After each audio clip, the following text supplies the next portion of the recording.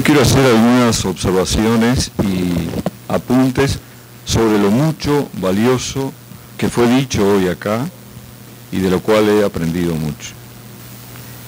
Lo primero es que es un buen momento que estemos discutiendo todo esto porque ha habido una acumulación de fuerzas y una serie de cambios que hacen que volver a centrar la medicina en torno al paciente sea una prioridad. Y el doctor Rodolfo Armas acaba de pedir propuestas estratégicas, con toda razón, porque el propio díptico dice que esto está hecho para pasar del concepto a la acción. Porque miren, en Latinoamérica tenemos la convicción de que las leyes referentes a los problemas bioéticos ya están escritas, con mayor o menor dificultad en su elaboración, que lo que está fallando en la mayoría de ellas es su aplicación concreta. Y yo quería referirme en especial al tema del consentimiento informado, porque voy a relatar lo que pasa en mi país, pero todos nos parecemos tanto, hasta en lo de creernos diferentes, que lo que voy a decir de mi país seguramente es aplicable al resto de Latinoamérica. En Uruguay, el documento de consentimiento informado con la firma del paciente se tragó al proceso. En otras palabras, se convirtió en un fin en sí mismo. Y entonces nos hemos preocupado de obtener la firma como un documento de la información. Pero el énfasis, y lo dijo más de uno de ustedes, está, en particular el doctor Limo, está en realidad en la participación del paciente en el proceso decisional. Y nosotros entramos en una forma de paternalismo ético que consiste en haber dado la información. Venimos de una en la cual la firma no representaba ninguna información dada al paciente, y pasamos a otra en la que el paciente tiene información, pero no la participación en el proceso de decisión. Entonces, sumado eso, y seguramente en los restantes países también ha ocurrido, que la Suprema Corte de Justicia en algún fallo hace énfasis en la cantidad de información y no en la calidad de decisión, no en la calidad con la que progresivamente el paciente es incorporado a la toma de decisiones. Es más, se debiera considerar mucho más grave que omitir algo de información el que no se pueda documentar que el paciente ha participado en la decisión atinente a su propio cuerpo. Porque ¿cómo vamos a avanzar en la medicina centrada en la persona si la persona permanece al margen del proceso? Y en realidad, por lo menos es así mayoritariamente en mi país, la persona participa poco, muy pobremente. La primera cosa importante, yo sé que cambio la ausencia de formulación estratégica por otra que es una apelación genérica, pero tendríamos que tratar de documentar no cuánto se le informó, sino cuánto participó. Esto me parece que es un punto clave que tendremos que poner los mayores esfuerzos. Porque de esa manera se puede considerar, como lo mostró muy bien el doctor Limo, al paciente como aliado terapéutico. El giro copernicano que queremos lograr en este tema, colocar al paciente en el centro y hacer que las instituciones, lo dijo recién el doctor Rodolfo Armas, las instituciones se diseñen en función de las necesidades de los pacientes, porque digámoslo con claridad, pese a toda la conciencia social muy alta que tenemos los médicos latinoamericanos, nuestras instituciones están diseñadas para atender las necesidades de los médicos, no de los pacientes y la comunidad.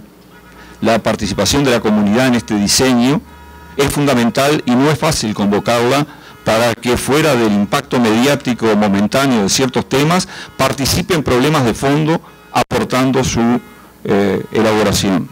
Pero es fundamental contar con la comunidad. Lo otro que quería agregar era que para nosotros la integración que hablaba el profesor Mendoza en su magnífica conferencia, la integración de la medicina centrada en la persona con la medicina basada en la evidencia pasa además por tener una medicina basada en valores. No quiero jugar con las palabras, pero entendemos por medicina basada en valores aquella que sabe exactamente cuáles son los valores del paciente.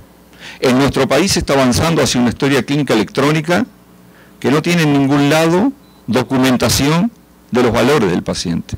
Sería lamentable que pusiéramos en marcha una medicina organicista anticuada en cuanto a los objetivos que ahora perseguimos, y sigamos los médicos teniendo un desconocimiento importante de cuáles son los valores del enfermo, con el cual hay que ponerlos en equilibrio con la beneficencia determinada por el médico para entre ambos, integrados como equipo, como lo señaló el doctor Lima, realmente empezar a tomar decisiones.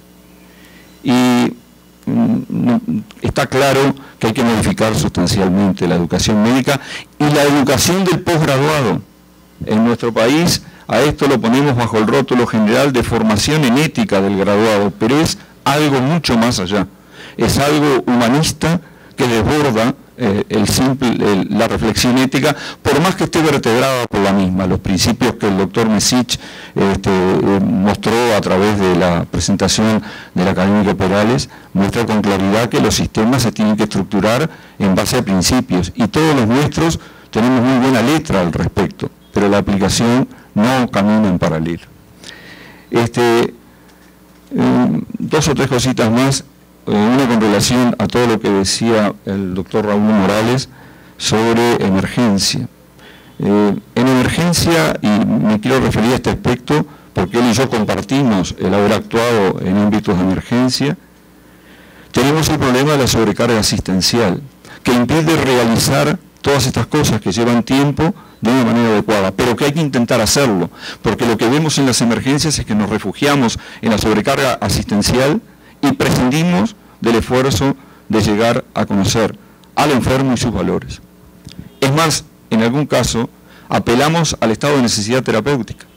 El estado de necesidad terapéutica era tal que me vi obligado a actuar sin informar al paciente, cuando en realidad lo que debiera hacerse, los jueces se fijan en esto en cuanto fue el estado de necesidad terapéutica, pero además deberían fijarse en qué oportunidades pude perder de recurrir a un diálogo con el enfermo pese a ese estado de necesidad terapéutica. Y creo que a grandes rasgos era esto, porque me parece que necesitamos realmente un cambio importante en nuestra realización. Tenemos los instrumentos, tenemos este tipo de reuniones internacionales donde podemos alcanzar consensos muy amplios. Tenemos las dificultades que muy bien señalaba, creo que todos estamos de acuerdo en las dificultades que fueron señaladas por el doctor Jorge como barreras para un establecimiento real de la medicina centrada en la persona.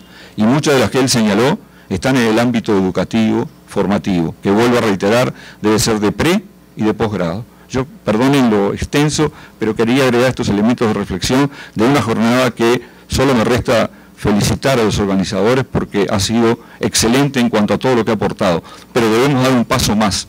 De lo contrario nos quedamos con una buena jornada académica y ningún resultado puntual. Yo creo que está en la mente de los organizadores el empezar a dar pasos muy concretos de coordinación latinoamericana sobre estos puntos. Muchas gracias.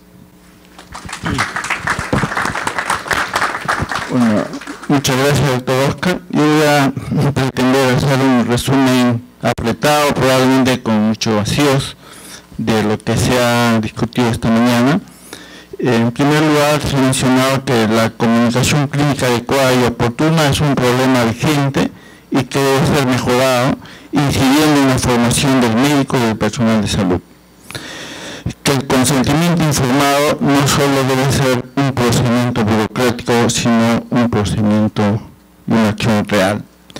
Es necesario e importante la adecuación de guías y procedimientos de atención enfocados que estén centrados en la persona, considerando los aspectos de interculturalidad que es importante en nuestros países y basados en la investigación científica. Considerar la atención del paciente en un contexto más amplio como es el del desarrollo humano.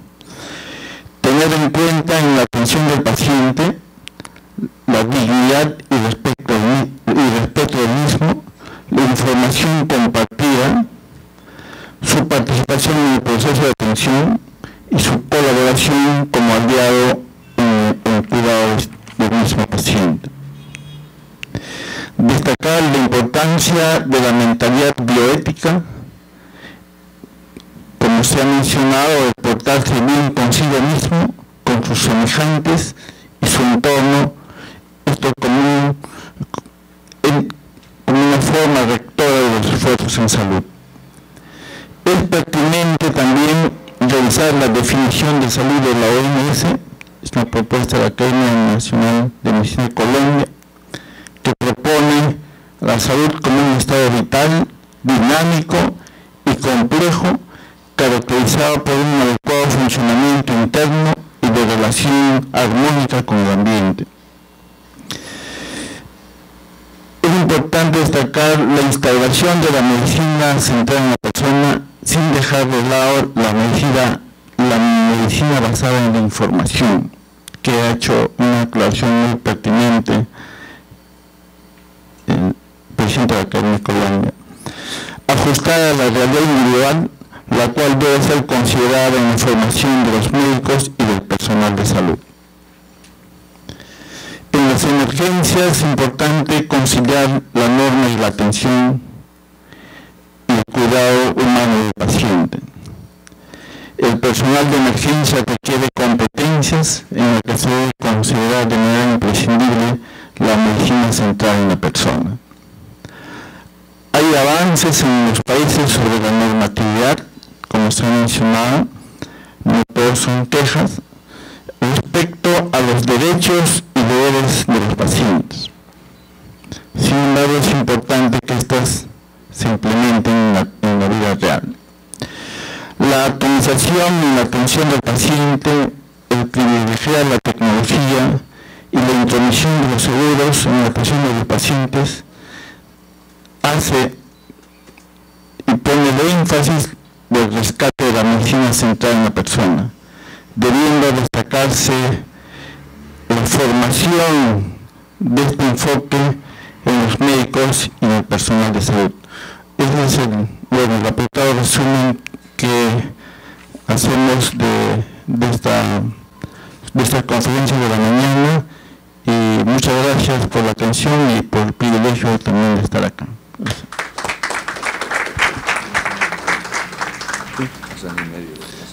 Sí, doctor, sí, puede hacer su consulta. Sí, doctor. Bueno, en primer lugar quiero hacer saludo de Arequipa a todos los organizadores y participantes en esta reunión. Nosotros hemos realizado en la Academia de Arequipa un simposio sobre qué es la persona. Este simposio sobre qué es la persona ha participado un sacerdote andino que ha hablado sobre cosmovisión andina y persona, un jesuita que ha hablado sobre religión y persona, y un filósofo que ha hablado sobre filosofía y persona.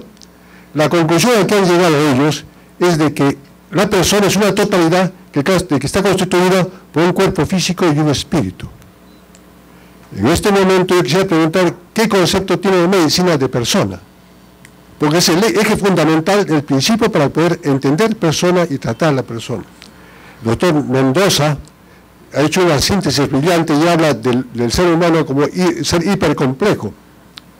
Y habla sobre salud, y hace una síntesis magnífica también de los pensamientos de Teilhard de Chardin, de Alexis Carrel en el fenómeno humano y el hombre, y de Wycliffe en salud pública. Pero ellos consideran al ser humano como un espíritu, de cuerpo y espíritu. Es importante entonces establecer la base fundamental de qué medicina, cómo entendemos persona y qué es persona, para poder después enseñar. Gracias.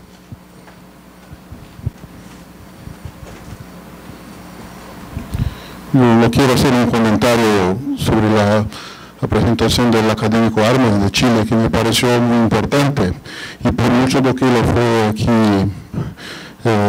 dicho, a mí me parece que vamos a lograr una estrategia buena para valorizar la medicina central en la persona si no lo hacemos esto desde los bancos de la universidad. Después que los médicos se gradúan es mucho tarde para tanto. Y a mí me parece que la manera como la universidad, como el académico Arma estaba puntuando, está hoy, es uno de los responsables por esta medicina que no está centrada en la persona. No sé las particularidades de la Facultad de Medicina en todos los países de América Latina, pero en Brasil tenemos dos tipos principales. Las facultades privadas, donde el lucro es lo que importa, y a donde médicos alumnos que no tienen muchas veces ninguna capacidad didáctica son invitados a administrar clases, y si lo que hacen es, se van allí, permanecen por 1 o 2 horas, hacen una bella conferencia y se van. No hay prácticamente, no, siquiera saben los nombres de los alumnos que tienen a su frente. Por otro lado, en las universidades públicas, que son las que tienen mejor calidad, se cambió tremendamente en las últimas décadas lo que se hace ahí.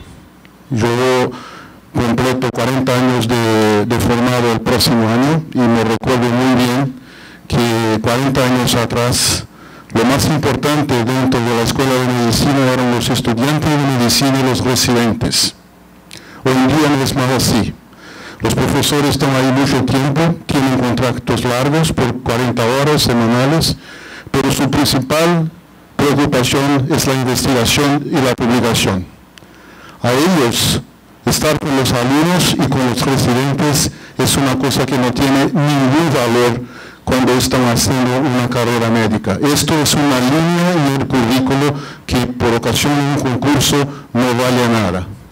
Entonces, a mí me parece que no va a haber una medicina centrada en la persona si no hay una enseñanza centrada en el estudiante. Esto es el primer paso que tenemos que dar. Gracias.